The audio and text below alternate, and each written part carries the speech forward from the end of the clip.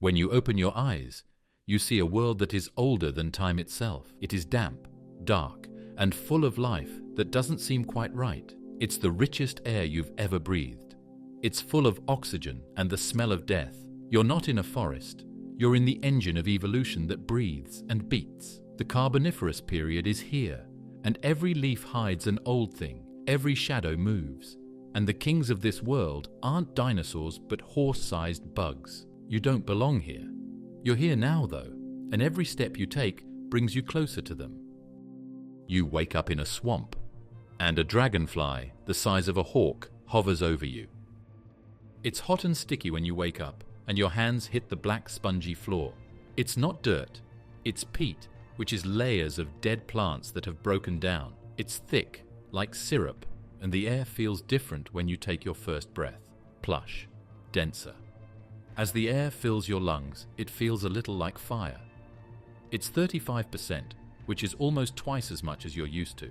This isn't good for your body, but the creatures around you, it makes them happy.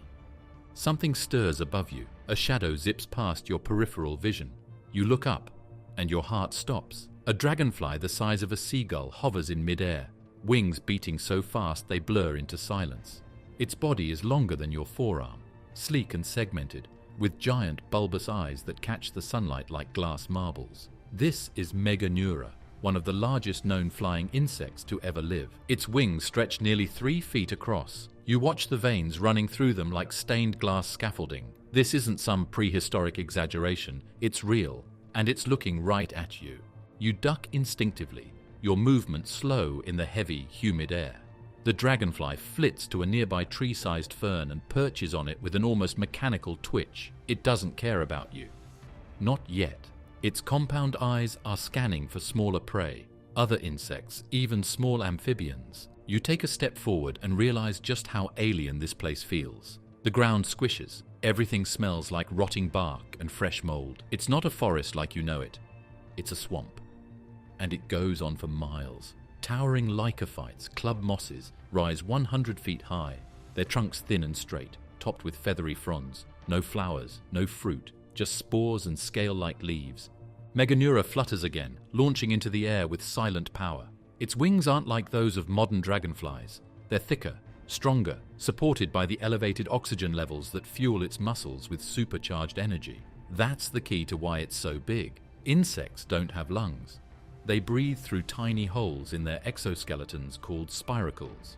In today's atmosphere, that limits their size. But here, with this much oxygen, their whole respiratory system is turbocharged. It makes you wonder how it hunts. After that, you won't have to guess. You can see it. It looks like an ancient mayfly, and it zips through the air, and Meganeura attacks it. It grabs the bug with its legs while it's still in the air, holds onto it like a hawk, and lands quietly on a low branch. Its jaws move back and forth in a regular crunch. You turn away. Croaks from far away, most likely from frogs, break the quiet.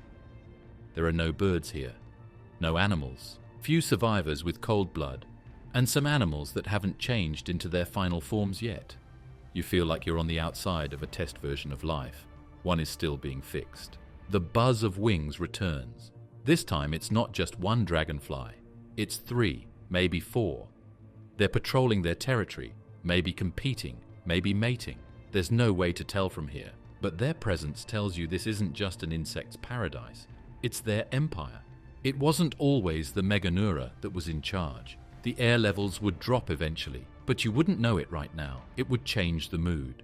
There would be more fires in these swamps, and these creatures, which had evolved so well for their world with lots of air, would get smaller or disappear.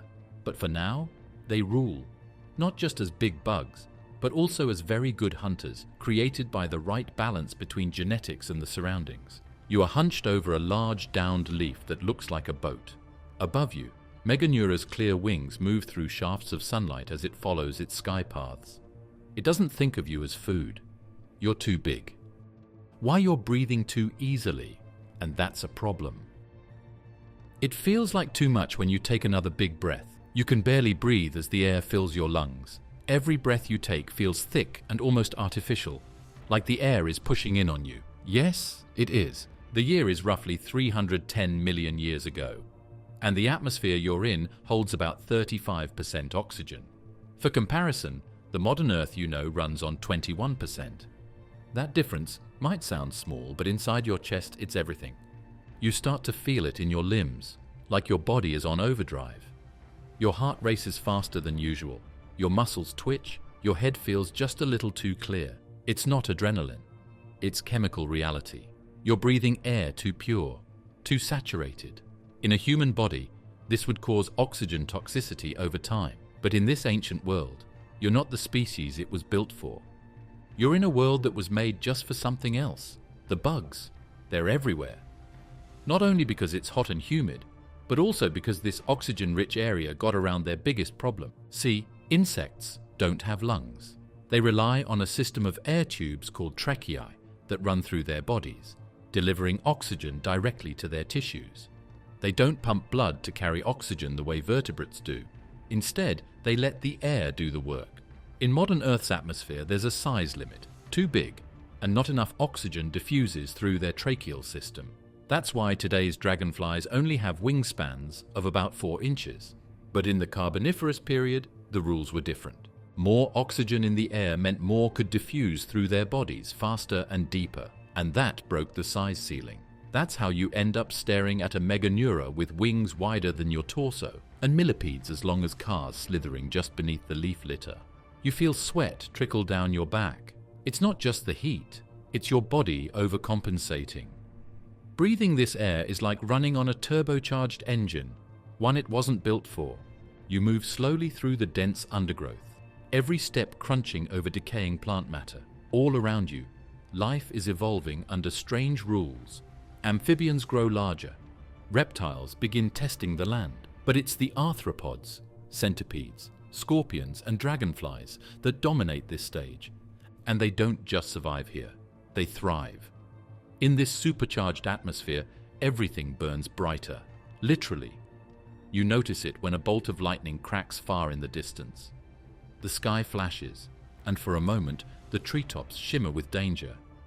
Because with this much oxygen, even a single spark can turn a damp forest into a firestorm. You naturally hide behind a big lycophyte that looks like a tree.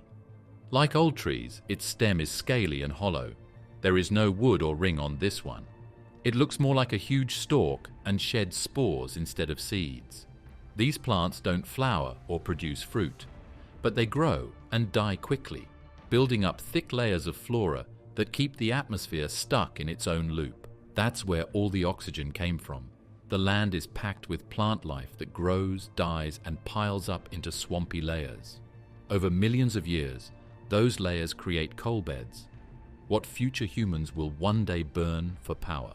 But here and now, they fuel a different revolution, an atmospheric experiment that gave rise to the biggest bugs Earth would ever see.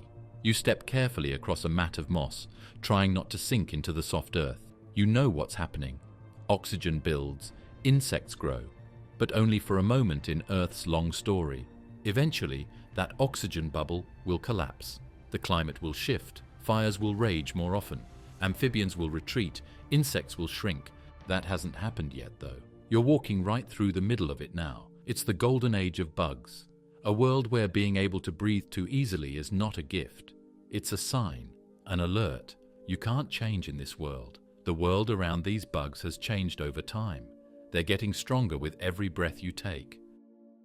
The forest isn't made of trees. It's a jungle of giant ferns and towering lycopods. You push back a wall of leaves because you want to see a forest. Not this way, though. These aren't trees, at least not by any standard description. Don't bark. Not any pine leaves, not any flowers, not cones. Large plants from the Carboniferous period are what you see all around you. They are lycophytes, horsetails, and tree ferns. They're everywhere. You take a step forward, and a breeze carries the earthy scent of damp wood and spores. High above, the sky is barely visible through the dense canopy of ancient club mosses. Some of them, lepidodendron for example, rise 100 feet into the air, straight and unbranched until the very top. From a distance, they look like towering asparagus stalks with tufts of green hair. You walk past one and notice the trunk. It's patterned, diamond-shaped leaf scars etched across the surface like scales. This isn't bark. It's a kind of photosynthetic skin. These plants don't grow the way modern trees do. They don't add rings year by year. They grow fast, shoot upward, reproduce and die. No wood, just mass. You reach out and touch a trunk.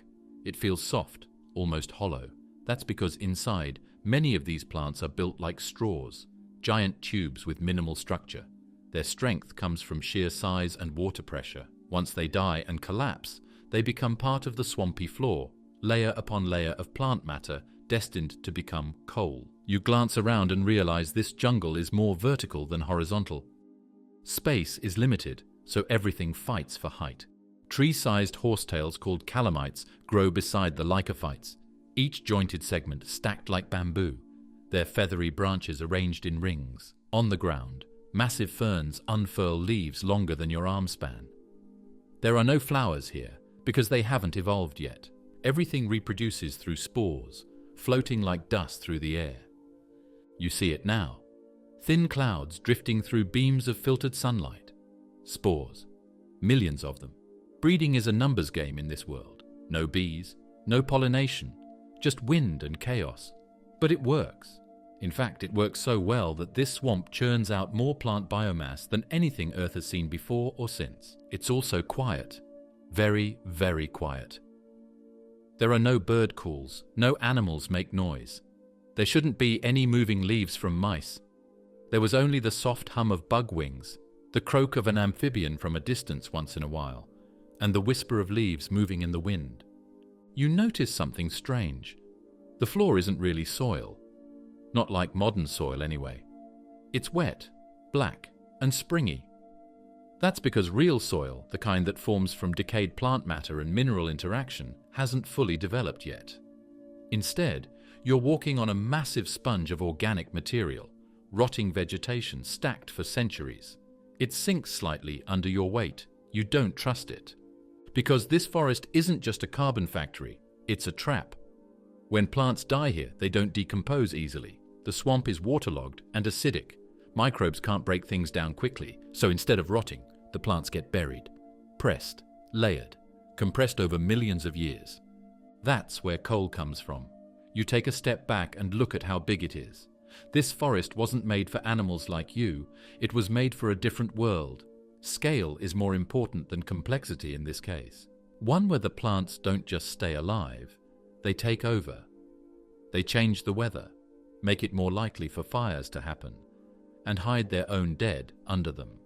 And as far as the eye can see, there are no flowering plants, no grass, no fruit, no wood, no color but green and brown and shadow. It's lush but not friendly, alive but alien. The bush is alive even when you're not there. It gets bigger without you. It'll last longer than you.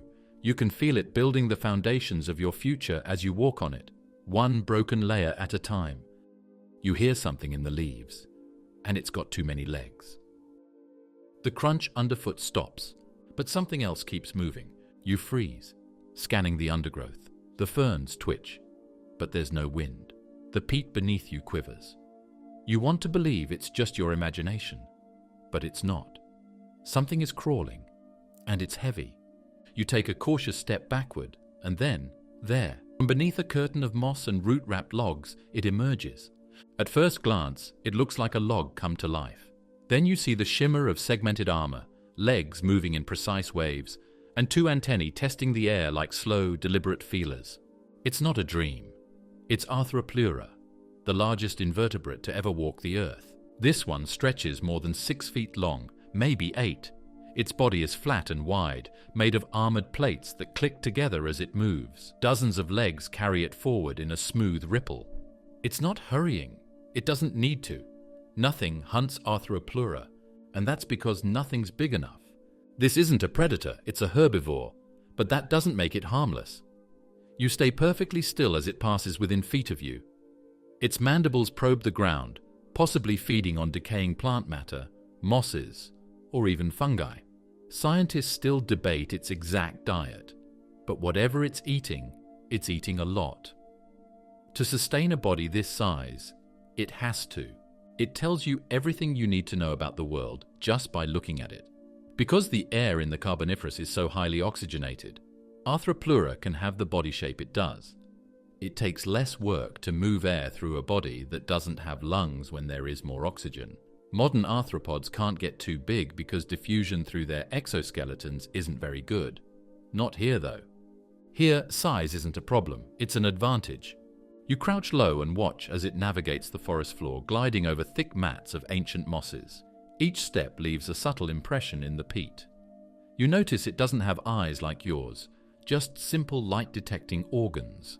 It doesn't need to see clearly, it just needs to know when it's dark, when it's light, and when something gets in its way. And that's not what you plan to do. The filtered light makes its metal shine a little. You can see small lines running along its plates. These may be for attaching muscles or making it stronger in defense. Some parts are thicker than others, because that's how nature balances safety and flexibility. It can bend and curve, and it can even climb over low trees and ferns. You don't say anything, but your mind is busy. How did it change over time? How did it get so big? The answer is very complicated. A lot of food, warmth, and air could be found in Carboniferous swamps. Land animals that eat big animals had not yet evolved. Vertebrates were still very small, and there were no meals at the very top of the food chain. That meant chance for a creature like Arthropleura. It could get bigger if nothing is done, grow without any rivals. In a world full of bugs, take over the floor like a tank. You hear a new sound, wings in the distance, maybe Meganeura again, but Arthropleura doesn't react. It keeps moving, unfazed. It's the quiet kind of dominant, not flashy, not aggressive, just there. After that, something scares it. It gets cold. Antennas move back and forth. It turns, and now the legs are moving faster. Not fleeing, but shifting course, heading for the safety of a fallen tree's hollow underside. You can't see what it picked up. There might be a noise, could be vibrations, but it's gone in an instant. Once more hidden, like a wave through a long-lost memory. You take your time getting up. The forest goes back to being quiet, but now it looks like the shadows under every bush are darker. Now you get it. This isn't a place where every tree is home to a dangerous animal. Bigger is stronger there. In this case, evolution did more than just move things forward. It also moved them up.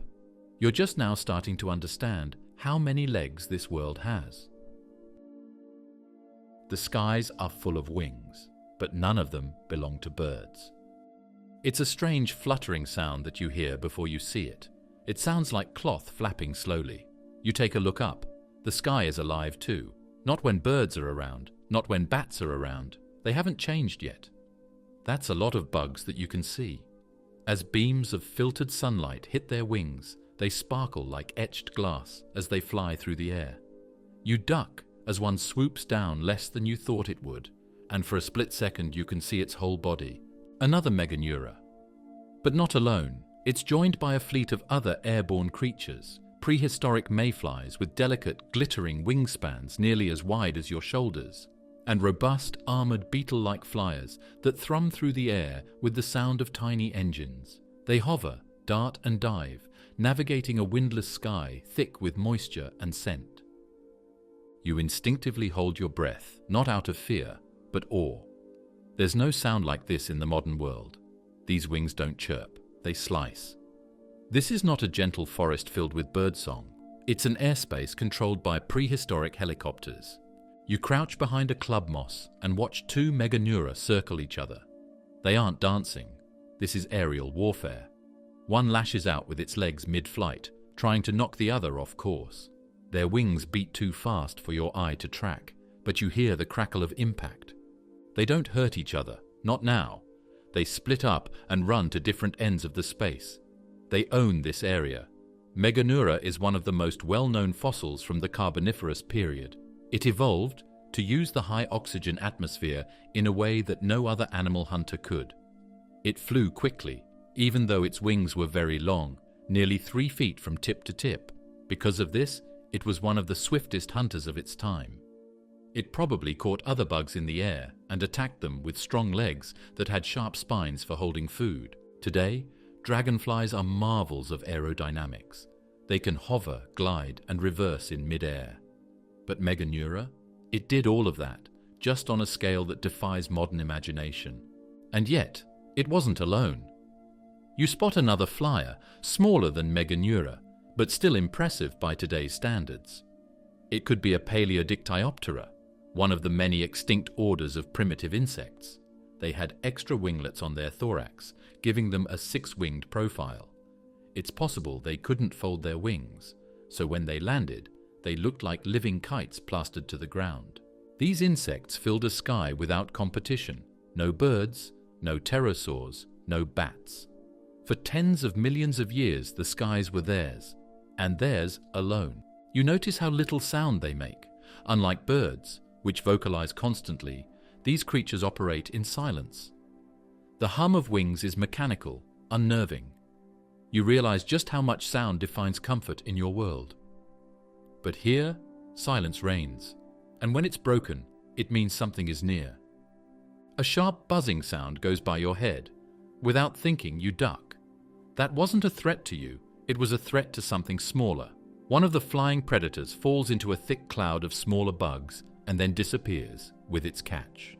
You imagine that the sky is like a jungle in the sky, with hunters, animals, and competitors all fighting for life all the time. You tilt your head back and scan the canopy gap again. They soar effortlessly, catching thermals and drifting above the giant ferns and lycophytes. Some patrol their territory, others stalk like shadows. Some might even be mating. Whatever they're doing, they don't care about the ground. Why you'd never sleep safe here? The bugs hunt at night. The forest breathes out as the sun goes down behind the cover of lycophytes. It only gets a little cooler, but it's enough to change the swamp's beat. There is less light and color, and every sound seems to last longer in the darkness. You can feel it before you see it. The quiet changes. Gliders and grazers were the ones who lived during the day. But at night, the crawlers rule the night. You find a patch of moss near the base of a giant horsetail and sit, trying not to make noise. It's a mistake. The moss moves, not wind, not your imagination. You blink and the surface ripples like it's breathing. Then the creatures emerge. Cockroach-like insects the size of your hand crawl across the floor in slow, deliberate waves. These aren't the pests you're used to. These are the original blueprint. Carboniferous roaches, armored and patient. They've been waiting for this moment all day. Behind them come the hunters. You spot a centipede, at least 3 feet long, snaking its way between roots and rocks. Its antennae sway, tasting the air. Every leg moves independently, like a solo instrument in a symphony of creeping death. You stay completely still. Its movement is hypnotic. It's not fast, yet. But when it finds prey, that will change. In the distance, a rustle, a chirp, then silence. A predator has struck. Probably another arthropod, maybe a scorpion, a big one. Carboniferous scorpions didn't just sting. Some may have chased prey. The idea of one actively stalking invertebrates across the forest floor doesn't feel far-fetched out here. You scan the trees above. Meganeura is gone. The airspace is empty. But the lower canopy is full of shifting silhouettes. Winged insects still patrol, but they fly lower now, closer to the warmth of the peat. Their wing beats buzz differently. It's not the fast whip of a predator. It's the flutter of scavengers, perhaps mating or feeding on spores. You relax and be careful not to touch anything that's not yours. The ground is alive with action. Light, steady steps are what you feel. You look to the right. There is another Arthropleura going through. It's smaller this time, maybe a juvenile. It's only 5 feet long, only it doesn't see you, but something behind it does. From the shadows, a centipede lunges, not at you, but at something else scuttling across the floor. You can't see what, it vanishes too quickly, but the centipede coils around it and stabs downward, over and over, silent, brutal, efficient. This is why sleep isn't safe, not because something wants you, but because you're not part of the system. You're not coded into this food web. You're an anomaly. That means no warnings, no instinctual fear response from predators, no camouflage to blend in. You're just exposed. And it's not just predators. Fire is still a risk, even at night. In an atmosphere with 35% oxygen, the temperature doesn't need to rise much for dry vegetation to become a spark hazard. If lightning strikes or heat lingers too long, this whole jungle could ignite. And if it does, There's nowhere to run. There is a lot of greenery. It's deep in the water. The air gives the spark fuel. You try not to get upset. The forest isn't out to get you. It doesn't even care that you're there. That's what makes it so scary. You're not prey. You don't matter. And nearby, another wing beat starts to beat. Something takes off. Big thing. Something that also doesn't sleep. You step on mushrooms taller than you are. You move your weight around to try to find a solid base, but the peat gives way, and your foot sinks deeper into a bed of twisted roots and dead moss. Your hand rests on something strange as you stumble forward. Not bark, not leaf. It's easy. Dry, almost like wood, but too regular. You look up, and it is very tall. A stalk, dark, pillar-like, capped with a broad domed head. It's not a tree, not a plant. It's a fungus, one taller than you, maybe 20 feet tall. You've just met a distant cousin of Prototaxotes. It isn't alive anymore in this timeline. Its heyday came during the late Silurian and Devonian periods, before even the Carboniferous. But fungi like this once stood taller than early trees. And although Prototaxotes may have faded by now, the legacy of ancient fungi still lingers here. They dominate the undergrowth in ways you've never seen. Clusters of mushrooms rise around you. Some are waist-high, others shoulder level. Thick stalks, wide caps, and pores on their undersides that release an invisible storm of spores. There are no flowers in this world. Reproduction is silent and chemical. You carefully brush past a colony growing against the base of a lycophyte. The scent hits you, rich, earthy, and sharp, decay and growth at once. The smell of something breaking down what once lived. These fungi are everywhere, feeding on the fallen, recycling death into soil that hasn't fully evolved yet. You kneel beside a patch and scrape the surface. There's no real topsoil, just black organic mush, dead plant material, half digested by fungi and left in place. In this world, decomposition is slow, but fungi are the first responders. Their mycelium webs stretch for meters below the surface. Invisible tendrils digesting woodless trunks, ancient ferns, and anything soft enough to break down. Some scientists speculate that early fungi could have been carnivorous. Some species still are today. They trap microscopic worms, rot insects, and absorb them over time. You wonder, if this world allows for insects to grow 6 feet long, what about the fungi feeding in their shadows? You press your hand to the side of a massive fungal stalk. It's dry, firm, and cool. You notice the gills underneath the cap, thick, knife-like ridges designed to release spores in unimaginable quantities. You step back, and a faint powdery puff rises into the air. Spores. They swirl around you in trillions and you can't see them. These don't move like seeds do. They just rely on air currents and luck to drop somewhere productive. But since so many are sent out every second, something is bound to grow. There will always be something that grows.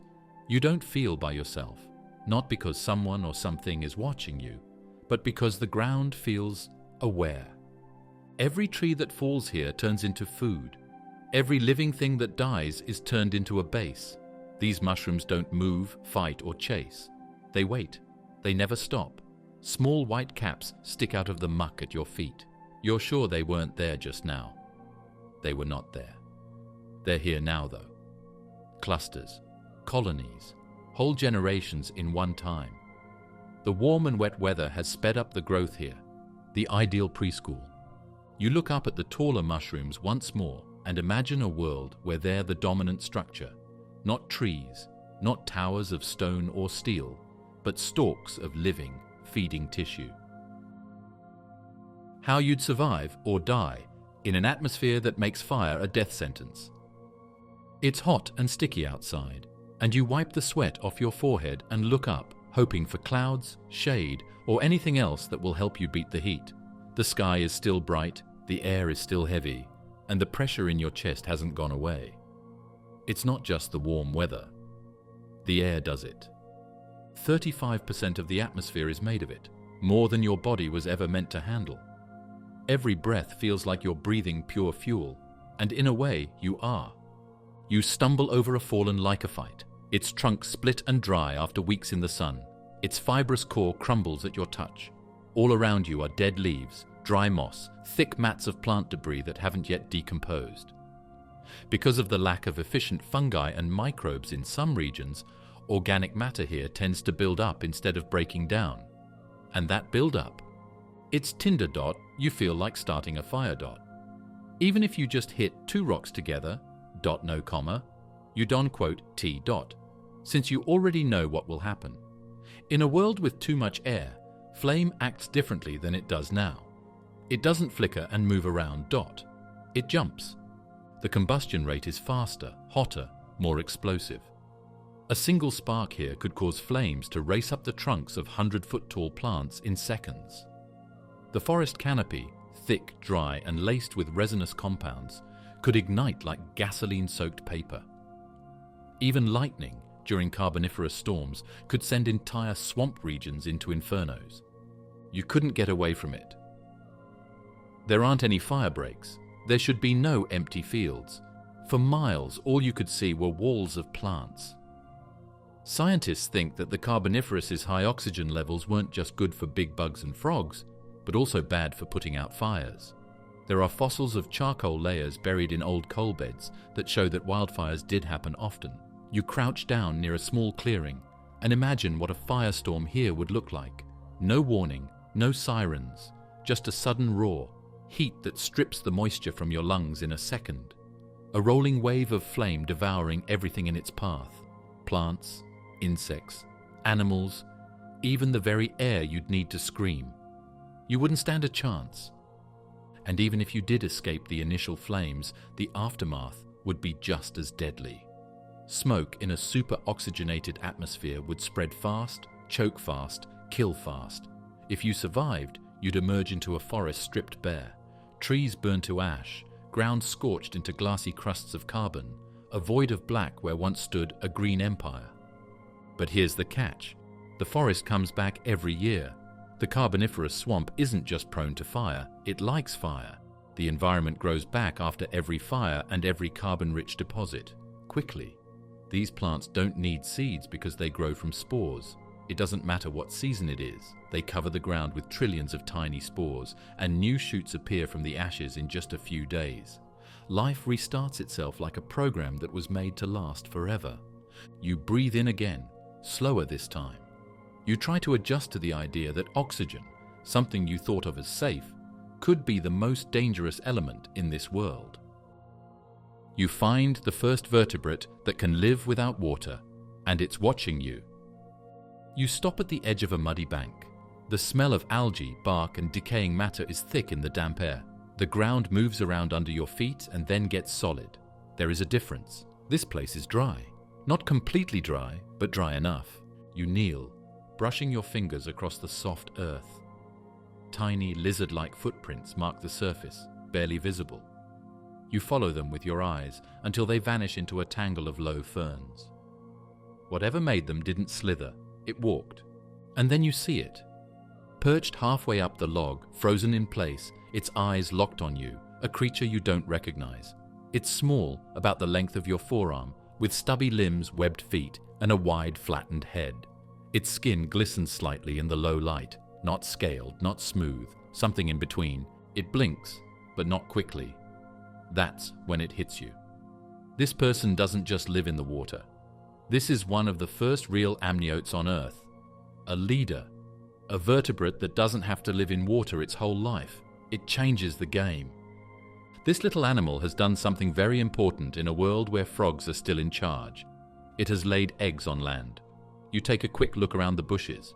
You know there are eggs here, but you can't see them. Buried, safe, and surrounded by soft soil and leaves. In contrast to frogs, which lay eggs that look like jelly in water, amniotes evolved a sealed egg that was like a rubbery world all by itself. This type of plant has its own water, food, and air, and that changed everything. You're watching the early lineage of reptiles, the distant ancestors of mammals, birds, and yes, even humans. Species like Hylonomus or Cassinaria may have looked unassuming, but they were nature's boldest experiment. You stay low. The creature watches you, motionless. In this moment, you feel the timeline shift. Before this point, vertebrates were water-bound. They could crawl onto land, but they were chained to the water's edge, to lay eggs, to keep their skin moist, to breathe. But this one, it's free. Its lungs are more developed. Its skin can survive longer without drying out. And most importantly, its reproduction has broken the aquatic leash. Evolution has handed it the key to the terrestrial world, and it's using it. You notice other movements in the brush. A second creature darts between tree roots, smaller, nervous. These early tetrapods aren't fast, but they're alert. They're learning. Every inch of dry land they explore becomes a foothold for future species to evolve and thrive. But not without risk. You hear a distant splash. Something large just entered the water behind you. An amphibian, most likely. This world is still dominated by them. Creatures like Crassigyrinus or Greerperton haunt the lakes and streams, powerful swimmers with wide jaws and grasping limbs. For now they are still kings of the margins. But they can't follow prey inland, not far, and that gives these early reptiles an edge. You rise slowly, careful not to spook the creature on the log. It tilts its head slightly, tongue flicking once toward the air, testing your scent. You're not a threat, but you're not invisible either. This animal doesn't know what you are, but you know what it is. It's the first vertebrate to truly belong to the land. And somewhere deep in its tiny skull, in that primitive brain built from instinct and chance, it carries the seeds of something enormous. What's next? When you take a quiet step back, the thing disappears into the woods, gone, but not forgotten. Because the Carboniferous wasn't just the time of huge bugs and plants, it made freedom grow. As soon as the first egg hatched on dry land, a new world started. You step into a trap, laid by the earth itself, the birth of coal. It's too soft to walk on the ground. You take a look down. It's not mud. No, not really. It gets darker, stronger. Your boots get sucked in a little too quickly. There's a pullback when you try to lift your leg. It's not just water. You're now in the Carboniferous trap. The air around you is heavy with dampness and the smell of waste. Lycophytes that have fallen over stack on top of each other like wet supports. Ferns are spread out in layers, their weight making them flat. Every step gives off the smell of old decay. You can smell more than just death, though. You can smell change. This area, this sunk, water-filled plain, is not a cemetery. It's a workshop. And coal is what it makes. You move slowly through it. Every step goes down further than the last. Here, there is no dirt. Instead, there are meters of peat that has been built up over tens of thousands of years. In this world, dead plants don't break down all the way. The ground that is wet doesn't have enough air. Most plants don't rot the way you think they would because there aren't any fungi or bacteria that are strong enough to break down lignin, which is the tough stuff that makes up plant cells. Instead, it stacks and compresses and changes. Over time, millions of years, layers of dead plant matter like this are buried under sand, mud, and more decaying forests. The pressure builds. The temperature rises. Hydrogen and oxygen atoms are squeezed out. What remains behind is mostly carbon. Coal, the fuel that towns will use one day. Nice clear skies. Fire up rockets. But now, it's just a trick. Your knees give out because your foot gets caught in a mess of half-submerged ferns. As you pull it free, black water flows around the hole. Under the surface, there are living things like twisting roots and stems that are almost dead. When you press against the ground, it makes a squelching sound. You understand. This is how it starts.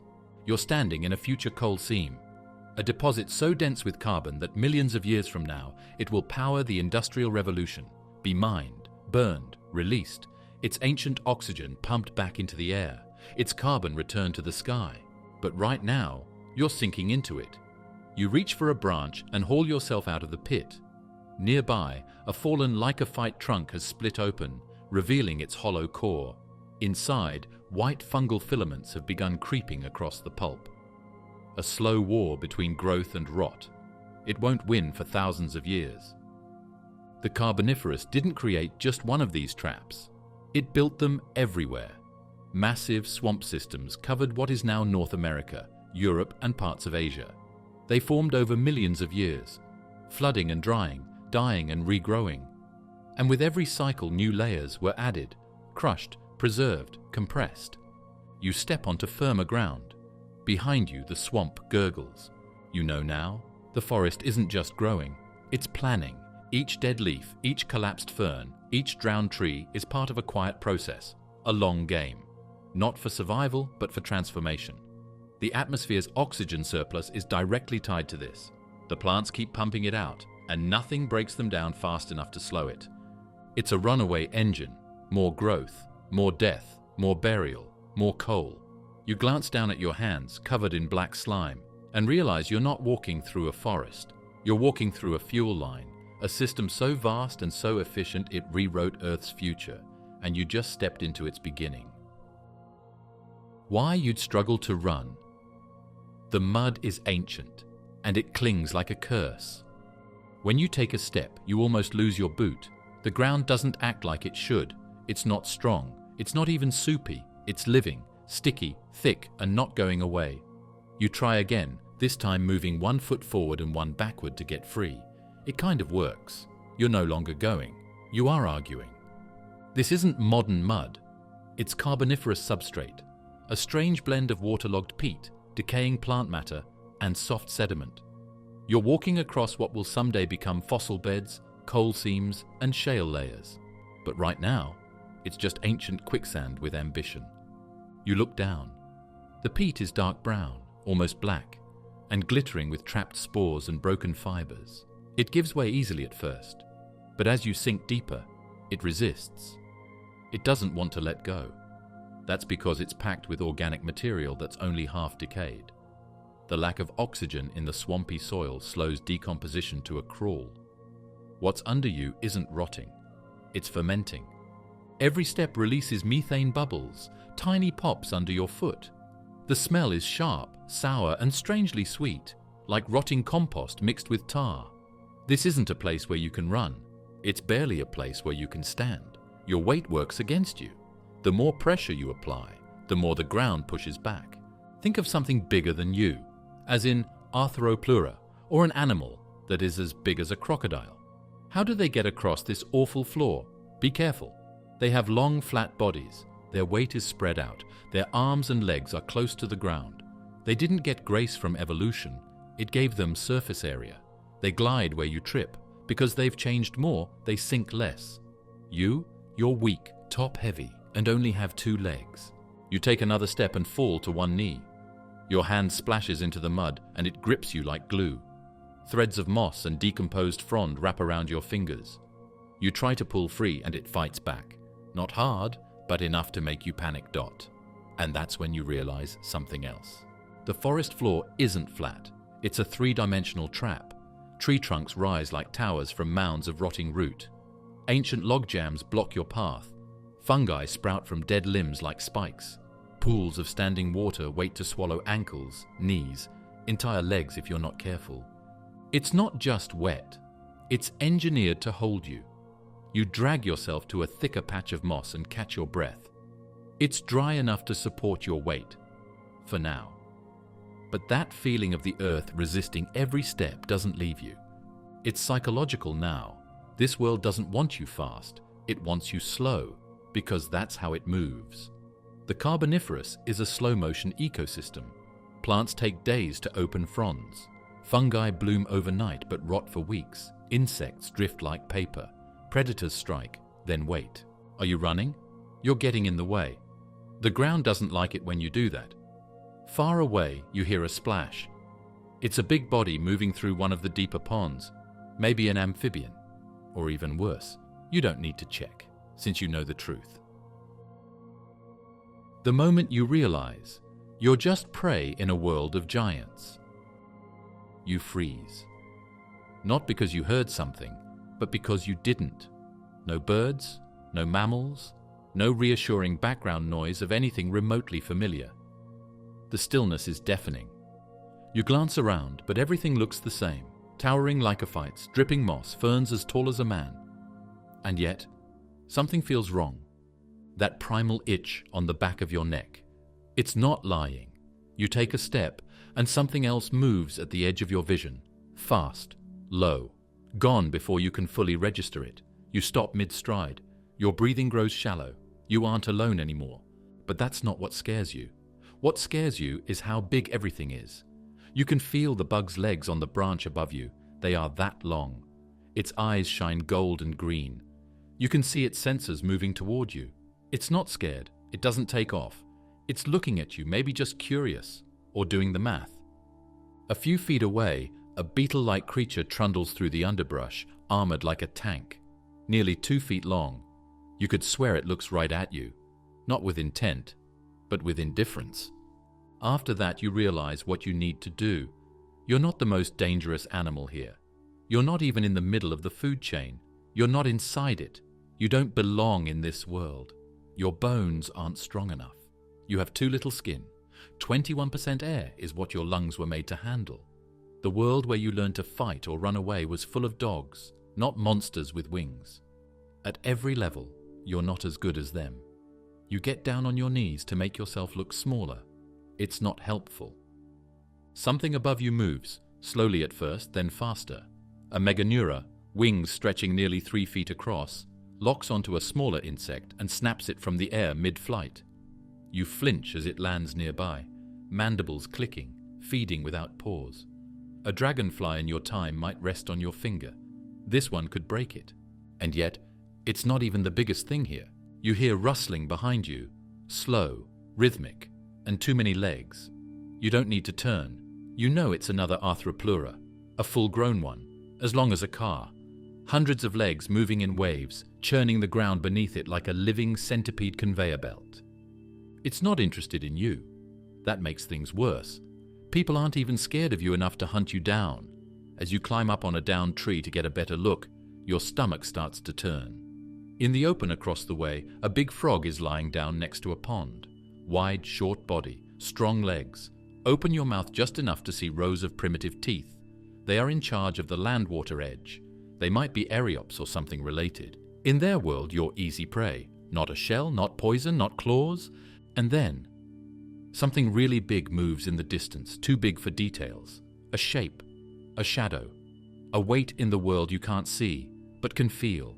Something stepping through the trees, something that could eat you if it wanted to. But it probably won't. Not because it can't, because it doesn't need to. You step down from the log and feel the weight of the atmosphere pressing on your shoulders. The air is rich, the forest is loud again, but the sound no longer comforts you. It surrounds you, drowns you, and in that moment, you finally understand. You climb a giant club moss and hear the forest breathing beneath you. One falls to the ground, a lepidodendron, a type of club moss that looks like a tree, used to be more than 100 feet tall. It is now lying in a heap in the swamp, its rough stem broken and leaking a dark liquid. Its surface has diamond-shaped designs that shine like the skin of an animal. You put your hand on it. Because it's been in the sun for a while, it's warm and soft. You might only be able to see above the roof if you climb it. You hoist yourself up. It doesn't creak or crack beneath you like a modern tree would. There's no bark, no hardwood.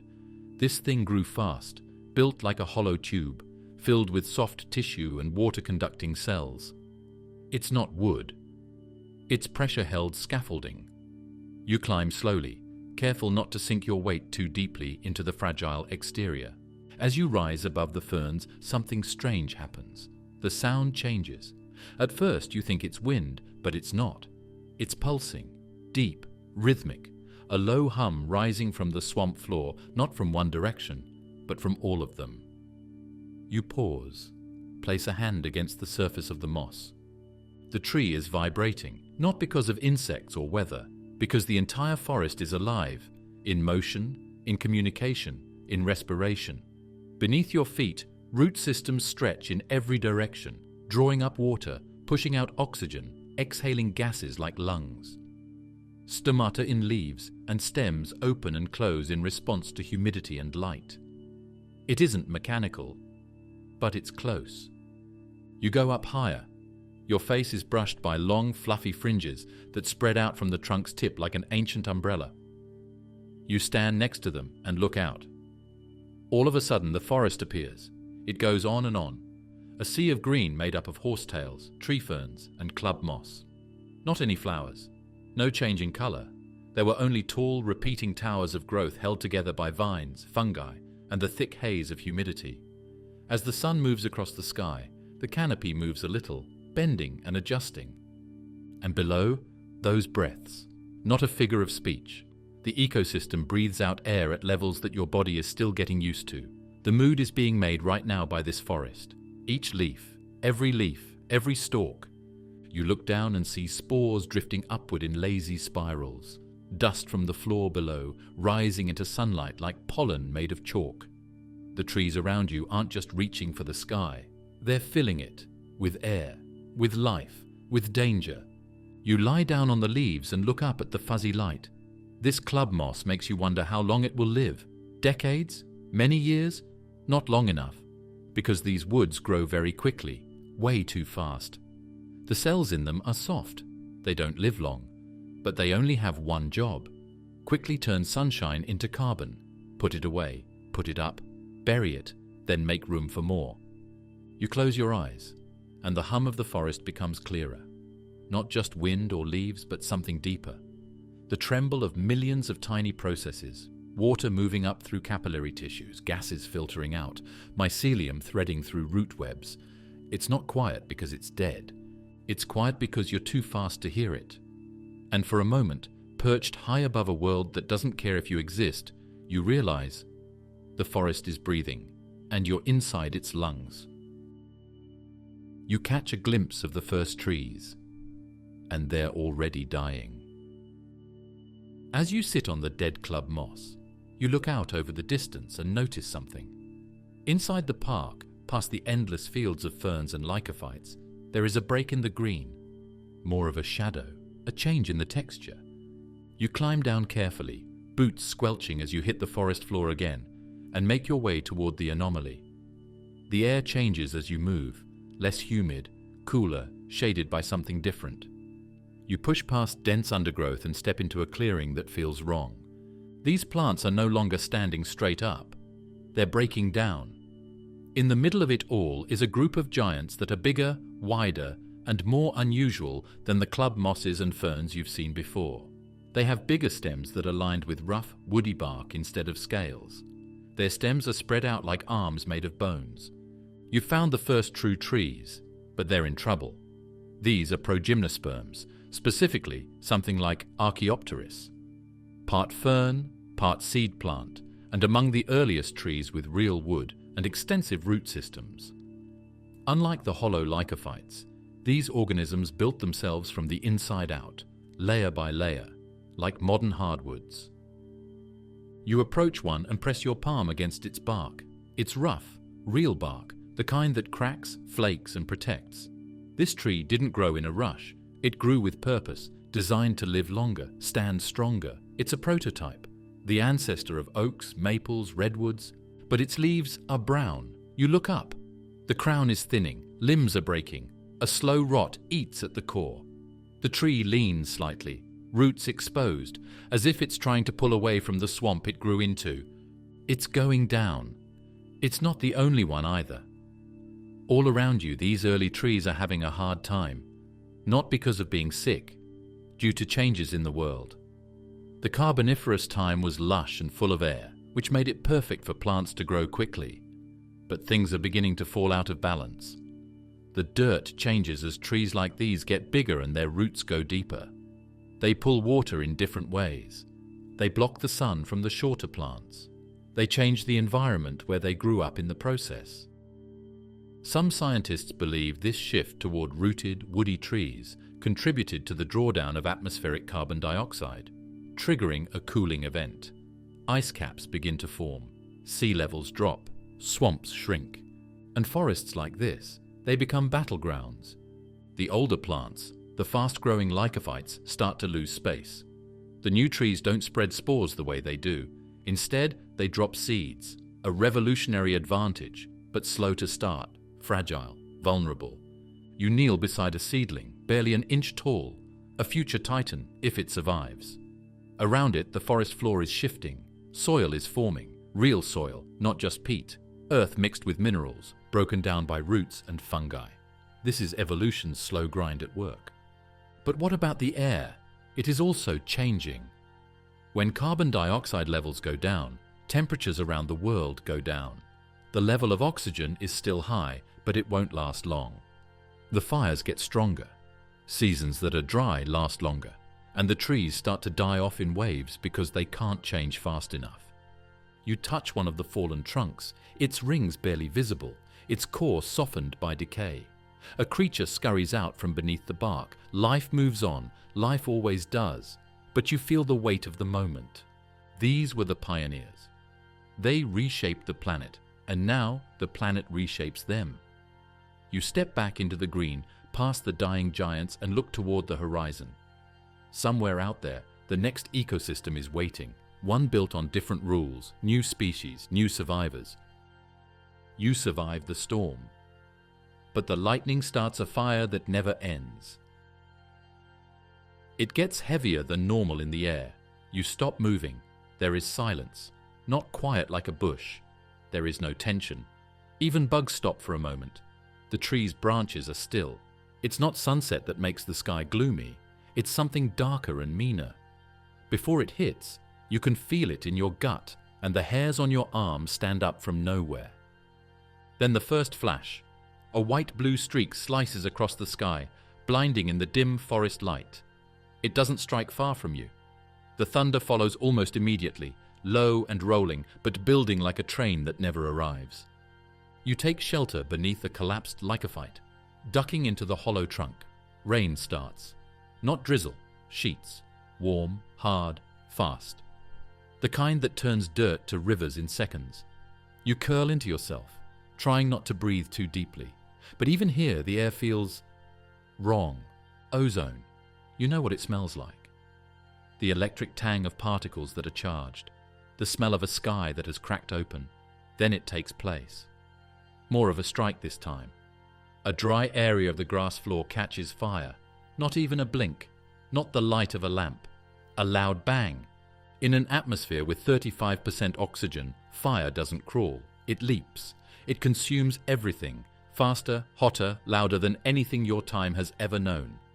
The blaze climbs a lycophyte like it's coated in gasoline, traveling trunk to crown in seconds. You watch a 100-foot tree vanish in orange fury before it even falls. In less than a minute, the forest around you changes from green to gold to black. There is no fire here. It goes off like a bomb. As you run, your legs sink into the ground and your arms cover your head. Ferns curl up in smoke behind you, and big horsetails catch fire with a sound like dry paper snapping in your hands. As a tree branch the size of a telephone pole falls, sparks fly into every dry patch of grass. You have to avoid it. And still the storm rages, lighting strike after strike. The carboniferous atmosphere, supercharged with oxygen and rich plant fuel, turns what should be a brief storm into an ecosystem-wide inferno. This isn't the first fire here, and it won't be the last. Ancient charcoal deposits found in coal seams prove that these firestorms were frequent, widespread, and transformative. In less than a minute, the forest around you changes from green to gold to black. There is no fire here. It goes off like a bomb. As you run, your legs sink into the ground and your arms cover your head. Ferns curl up in smoke behind you, and big horsetails catch fire with a sound like dry paper snapping in your hands. As a tree branch the size of a telephone pole falls, sparks fly into every dry patch of grass. You have to avoid it. The forest looks like another world when you finally get out. Blackened stumps all over. Root mounds are giving off smoke.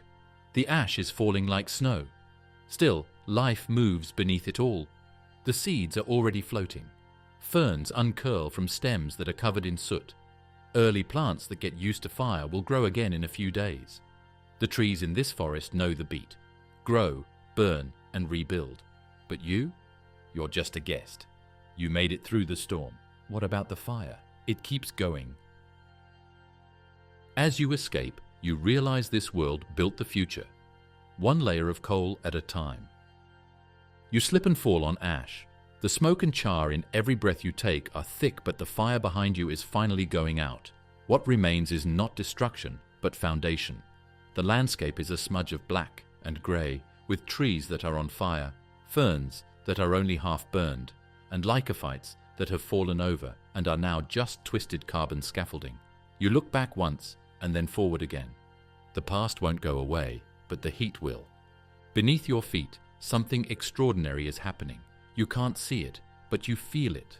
With every fallen plant, every drowned moss, every compressed forest floor, the Carboniferous Earth is laying down layers, not just of mud and leaves, but of memory. This isn't just decay, it's preservation. Each step you take lands on peat that will, over millions of years, turn to coal. First peat, then lignite, then bituminous, then anthracite. Time, pressure, and heat will do their silent work. And one day, long after this world has been forgotten, those layers will be dug up, burned, and turned into energy. The light in a city, the roar of an engine, the spark that ignites a global revolution. You look around and realize, this forest, this swamp, these giants, they built it. Not intentionally, not with purpose, but through sheer scale, through relentless growth and equally relentless death. Every tree that collapsed into a bog and every fern that choked a riverbank laid the foundation for an entire industrial future. And the irony? That future will forget them. People will mine coal without remembering where it came from. Cities will burn carboniferous forests to light neon signs. Planes will cross oceans on the backs of insects that once ruled the skies. Fossil fuels, dead plants and fireproof history will push your species into the modern world. But that fuel costs money. It will lose oxygen. CO2 levels will go up. The weather will change again. So rich and violent was the Carboniferous environment that it will have effects on the present in ways you can't even imagine yet. You're not just going through a jungle from long ago. You're walking through a blueprint. You kneel once more and place your hand on the earth. It pulses not like a heart, but like a memory, deep and patient. This land doesn't forget. It stores. It seals.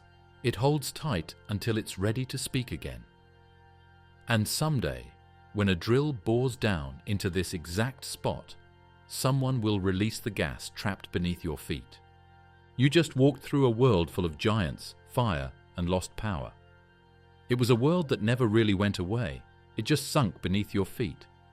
To make sure you don't miss our next trip into Earth's prehistoric past, follow and click that bell. This trip into the Carboniferous era was really cool. Leave a comment below telling us which part of this old world you would not make it through.